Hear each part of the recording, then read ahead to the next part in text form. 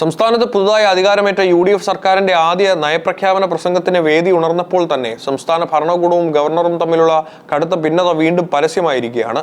ഗവർണറെ നിയമസഭയിലേക്ക് സ്വീകരിക്കുന്ന ചടങ്ങിനിടെ വന്ദേമാതരം ആലപിക്കുന്നതുമായി ബന്ധപ്പെട്ട തർക്കമാണ് പുതിയ സർക്കാരിന്റെ തുടക്കത്തിൽ തന്നെ വലിയൊരു വിവാദത്തിന് വഴി തുറന്നിരിക്കുന്നത്.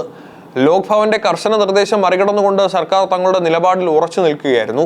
ഗവർണറെ സ്വീകരിക്കുന്ന ഔദ്യോഗിക ചടങ്ങിന്റെ ഭാഗമായി വന്ദേമാതരം ആലപിക്കുന്നതിനെ ചൊല്ലിയാണ് ഇരുവിഭാഗം തമ്മിൽ തർക്കമുണ്ടായത്. ഗവർണറെ സ്വീകരിക്കുന്ന സമയത്ത് വന്ദേമാതരം ഗീതം മുഴുവനായും ആലപിക്കണമെന്ന നിർദ്ദേശമായിരുന്നു ലോക്ഭവൻ മുന്നോട്ട് വെച്ചിരുന്നത്.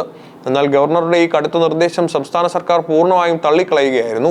തലേദിവസം നടന്ന റിഹേഴ്സൽ കണ്ടപ്പോൾ തന്നെ വന്ദേമാതരം മുഴുവൻ പാടണമെന്ന് ലോക്ഭവൻ നിർദ്ദേശിച്ചിരുന്നെങ്കിലും സർക്കാർ വഴങ്ങിയില്ല. സർക്കാരിന്റെ നിർദ്ദേശപ്രകാരം കേരള പോലീസിന്റെ ബാൻഡ് സംഘം വന്ദേമാതരത്തിന്റെ ആദ്യ ഭാഗം മാത്രം വായിച്ച് നിർത്തുകയായിരുന്നു. എന്നാൽ ഗവർണർ പ്രസംഗം തുടങ്ങിയപ്പോൾ ഇതേക്കുറിച്ച് സഭയിൽ പരാമർശിക്കാൻ തയ്യാറായില്ല. വന്ദേമാതരത്തെ ചൊല്ലിയുള്ള പ്രാരംഭ തർക്കങ്ങൾക്കും കല്ലുകടികൾക്കും ഒടുവിൽ സഭയെ ശാന്തമാക്കിക്കൊണ്ട് സംസ്ഥാനത്തിന്റെ ഭാവി വികസന നയരേഖ വ്യക്തമാക്കുന്ന അതീവ നിർണായകരമായ സാമ്പത്തിക പ്രഖ്യാപനങ്ങളിലേക്ക് ഗവർണർ കടക്കുകയായിരുന്നു. മുൻ സർക്കാരിന്റെ കാലത്തെ സാമ്പത്തിക നയങ്ങളെ പരോക്ഷമായി വിമർശിച്ചുകൊണ്ടുള്ളതായിരുന്നു ഈ പ്രഖ്യാപനങ്ങൾ. സംസ്ഥാനത്തിന്റെ ഖജനാവ് നേരിടുന്ന യഥാർത്ഥ പ്രതിസന്ധി ജനങ്ങളെ ബോധ്യപ്പെടുത്താനാണ് പുതിയ സർക്കാരിന്റെ നീക്കം.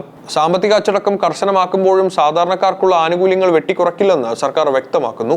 ഖജനാവിലെ സാമ്പത്തിക പ്രതിസന്ധികളെക്കുറിച്ച് ജനങ്ങൾക്ക് കൃത്യമായ ചിത്രം നൽകുന്നുണ്ടെങ്കിലും ആരോഗ്യം, വിദ്യാഭ്യാസം തുടങ്ങിയ സാമൂഹിക സുരക്ഷാ സേവന മേഖലകളിൽ നിന്ന് സർക്കാർ യാതൊരു കാരണവശാലും പിന്മാറില്ലെന്ന് നയപ്രഖ്യാപനത്തിലൂടെ UDF മുന്നണി ഉറപ്പു നൽകി.